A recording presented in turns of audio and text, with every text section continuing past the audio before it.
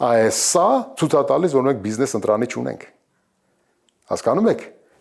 Դե մեկ կամ երկու ընկերություն են ներմուծել, դրանով կարող եք ասել, որ մենք չունենք բիզնես ընտրանի։ Չկա այդ մտածելակերպը։ Այդ ձեր ասած լիբերալիզմն է, էլի, որ բանը փողը սահմաններ չի ճանաչում, ամեն ինչ պետք է լինի առևտրային նպատակներով, շահույթ ստանալու նպատակ եմ հետապնդում։ Բայց այդ շահույթ, երբ որ դու շահույթ առևտուրը բերելու է թշնամանքի մակարդակի նվազեցման, ինչու չանել դա։ Թշնամական մակարդակի նվազեցման, չէ, թշնամանքի մակարդակի նվազեցման չի բերում։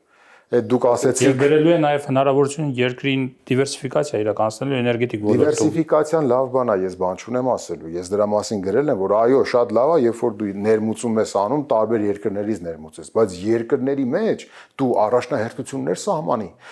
որ երկրի հնան ես զարգացնում քո ներմուծմամբ։ Այստեղ է որ դու եթե դու կորպորատիվ պատասխանատվություն ունես որպես բիզնես դեպի ու քո հայացքը դեպի քո պետությունն ու քո ազգային շահը, դու պետքա մեկու մեջ անես, ադրբեջանական բենզին բերես, թե օրինակ Եվրոպայից ներմուծես։ Այսինքն Եվրոպայից էլ պետքա